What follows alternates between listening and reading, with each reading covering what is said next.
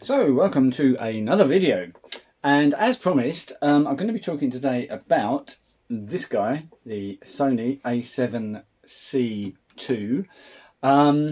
Bit of background if you haven't seen any of my previous videos, and if you haven't, then why not subscribe and see those previous videos. Anyway, so full-time wedding photographer, 10 years. I've shot with I've shot with Nikon almost all the time. 6 months excursion to Sony, then back to Nikon, and when I came back to Nikon it was to get the ZF, which is, for my wedding photography, the best camera I have ever used. It's absolutely brilliant from every angle. It's lovely to use, great autofocus, beautiful images, etc, etc. Alongside my weddings, which I do, as I say, professionally, full-time, I also love street photography. And that really took off during COVID, and really got into it then. And ever since, I've been looking for a camera which is really dedicated to street photography. And that explains why 6 months ago I got the Leica M10. Loads of world famous street photographers use a Leica and rave about it, and when I bought it, I have to say, this is the most gorgeous piece of metal that I've ever held in my hands. It is absolutely stunning. I'm not here to talk about that, but it was my excuse for buying it was that, you know, it's going to be suitable for street photography. It's fairly unobtrusive, it's fairly small, and let me just show you actually. I just dug this out. This is the last Nikon film camera that I bought in about 2001, I think it was. After that it was just digital. And if we compare the size, you can see, I hope, that they're actually pretty close in size. There's not an awful lot of difference. Weight wise, this is about a quarter of the weight of this Leica. The film camera obviously got nothing much inside. The lens on this particular lens is mostly plastic. This is all metal, solid, it feels like a solid lump of metal.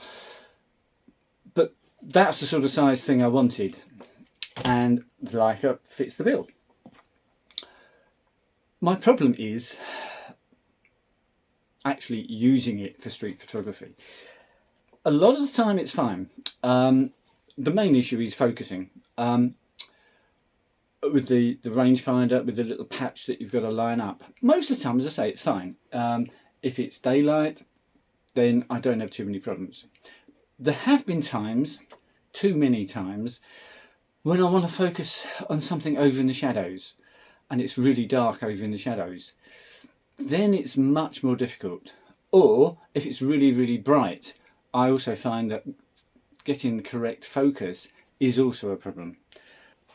And obviously photographing anything moving towards you across the screen is fine. Moving towards you or away, I just can't do it. So I miss some shots, and I do get some shots that are out of focus. It's my problem. I'm sure there are other users of Leicas that are good enough to actually cope with that, but I can't. So a few times I've taken the ZF out, but as you can see, the ZF compared with my old film camera is an absolutely massive difference. And again, this is 3 times the weight of this film camera. And it's not exactly, even with this fairly, well, reasonably small 51.4 Nikon lens on, which is apart from the 40 f2 lens, it's the smallest lens, that autofocus lens that I can put on there. It's still pretty big, and whilst it gives us stunning images, the AF is beautiful, so from the user point of view it's brilliant, but it doesn't fit the bill for me as a street photography camera. So a few weeks ago, no, just 2 weeks ago actually, I delved back into the world of Fuji. I've had a few Fujis over the years, going back 8-9 years. Started out with an XE1, X100T, I think it was, an X Pro 2. So I thought, well, Fuji, I love the the images, they're gorgeous. I won't say I'm an expert at using Fuji cameras, but I didn't find them too difficult. So I got the XT, I should have looked it up. Is it the 4 or the 5? The latest XT. 42 megapixels. Got that with a 35 1.4 lens. So we've got a 50mm equivalent lens, which is what I use for street photography. It arrived and I kind of thought, well, I can just pick this up. I'm going to go to London and I'll just sit in a cafe and I can set it up while I'm in a cafe or something and go and take some pictures. I couldn't. I found it rather difficult to use, which surprised me, as I've had 3 Fujis before. I found the menu system to be less than obvious. The controls, it's quite a small camera, and they you know, it's about the same size as the Leica, but they're crammed in loads and loads of buttons all over the place, and I found it quite difficult to actually use. I found the flip out, it's not a flip out screen like the ZF's got, which flips out and sort of goes to the side. It kind of tilts that way or it tilts that way. I found that a little bit difficult to use. That's just me, probably not getting used to it enough. And when I got home and uploaded the photos and looked at them in Lightroom, that was when the disappointment really hit, because maybe it's by going to 42 megapixels. Fuji seemed to have lost their Fuji look. The images looked exactly the same as anything from my D780, Z6 II or anything. There was nothing special about them at all. As I say, combined with the surprisingly non-obvious menu system, which, as I say, as I've used Fuji before, I kind of thought I could just pick it up very easily, but I didn't. So it didn't click with me, and it went back the next day. So then the problem was, what do I get next? Which now brings me on to the Sony A7Cii II. 33 megapixels, full frame, and for 5 months this year, 2024, I did shoot with Sony weddings, so I know Sony rather well. I had an A7 IV and an A9 II, and yeah, they were brilliant cameras, but for weddings I wasn't mad on the images. I prefer the Nikon look for weddings, and as I say, I kind of fell in love with the ZF, which got me going back to Nikon. So I know Sony cameras pretty well. So this arrived yesterday, and first impressions. This isn't a technical test. By the way, we're going to look at some photos, and I'm going to compare the images from the Leica, because I went out yesterday with these two, just to my local town, nothing special, and just took some very similar shots with each of these cameras, which we'll look at shortly in Lightroom, to compare how they look. I mean, the Leica is renowned for its image quality and wonderful stuff like that. Yeah, okay. And this, well, I don't know. I found the A7 IV when I used that for weddings. I preferred the photos from that over the A9 II. So this is pretty much an A7 IV with a top cutoff. So I'm hopeful. It's very simple, 51.8 lens, and off I go.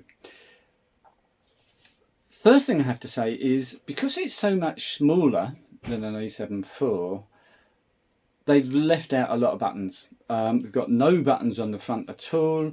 I can't remember how many buttons the A7 IV had, but certainly I was able to program the A7 IV for wedding photography to do exactly what I wanted. I had 2 or 3 buttons set up for different focusing modes, and it was a very slick operation. It worked brilliantly. So I was a little bit disappointed, surprised that with so many less buttons, it just seems more difficult to get it to do what I want it to do. Again, I've only had this a day, so it's going to get better. But straight off the bat, if you get one of these, allow some time to learn it, to find out how to do things. I'm going to have to watch quite a few more YouTube videos and stuff like that to find out how to get it set up. Yesterday I went out, literally half an hour after it arrived, so I'd almost done nothing to it. Yesterday evening I've done a few more things, so I've managed to program my top button, my video button, to be focus, to be exposure lock. I've got the C1 button to be zoom in if I'm using manual focus, and over the next week I'm sure I'll get the things set up exactly as I want it. And here's where the big difference comes in. The Leica, when that arrived, took me, I've never had a Leica before, but it probably took me 20 minutes. I'd gone through, I'd set it up, that was it. There is 1.5 screens of menu, and that's it. That's all there is. It is absolutely simple, dead simple to use. You've got so few variables, you just focus on taking photos with it. That's all there is to do with it.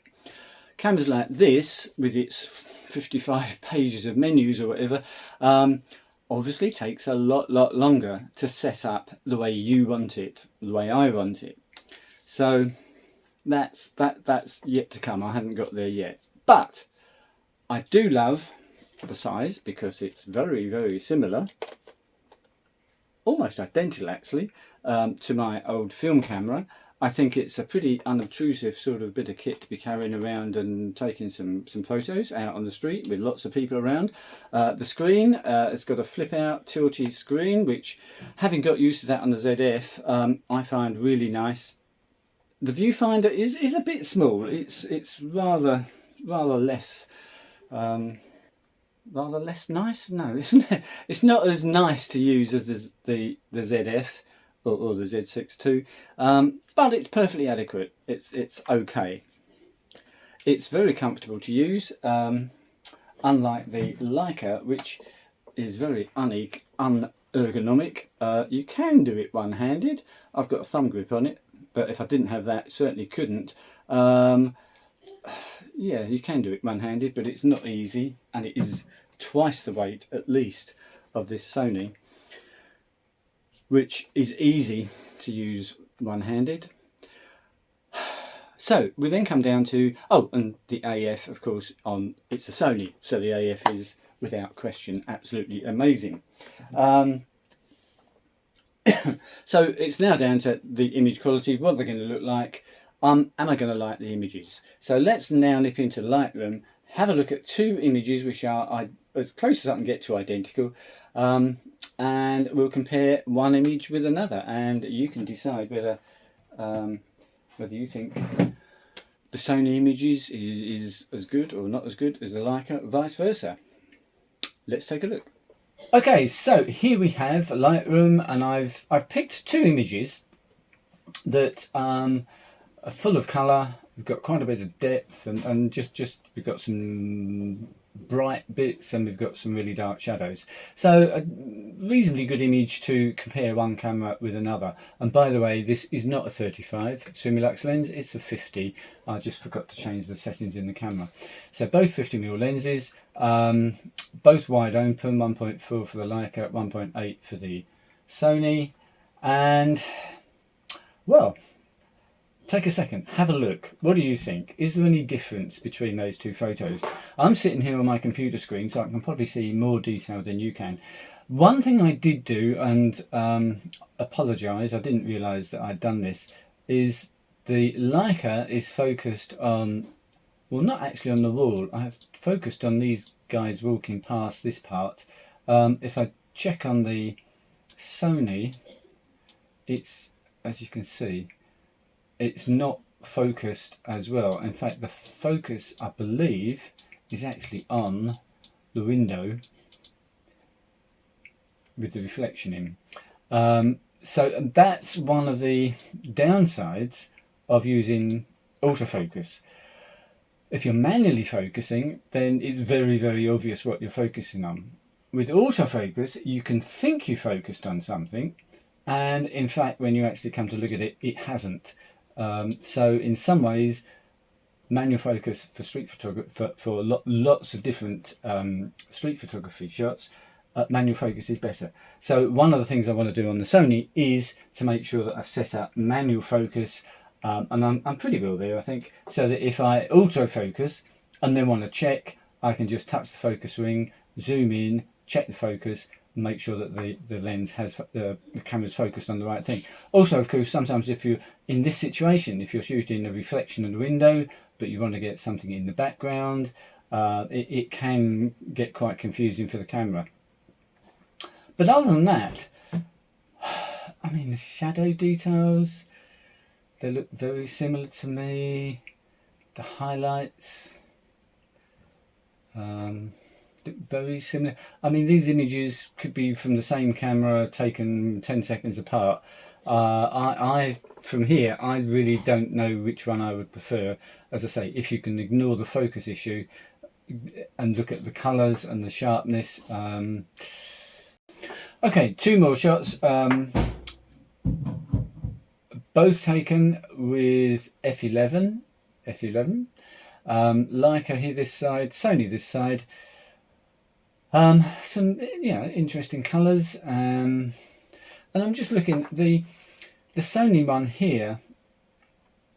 Sorry, no, the Leica here on the shirt, on the dummy in the window, looks to be the same sort of exposure as this one. But the background looks not blown out, but the Leica doesn't seem to handle the bright background quite as well as the Sony does. So for me, if I didn't know and I had to choose an image, I'd actually choose, I think I'd choose the Sony. Sky is the same colour, the roof, the reds and the brickwork. The Sony, if anything, looks a little bit more sort of rich, a little tiny bit more saturated. The blue here, it's very, very dark, but I can't see a difference there really. So on balance, by about sort of 1%, I think I would go for the Sony shot. So the Leica look and the fantastic images that you get from a Leica M camera, or any other Leica for that matter, I don't know, in real world comparison, is there any difference? Certainly for street photography, I'm not seeing an awful lot of difference. So I'm happy with the Sony. I'll be working on that to get that set up exactly as I want it, and hopefully my next video will go out on a walkabout on a proper street photography shoot, and we'll look at some of the images and maybe talk about the way that I do it, and then how I in Lightroom edit those photos. I hope you found that interesting, and be back soon with another video. Thanks for watching.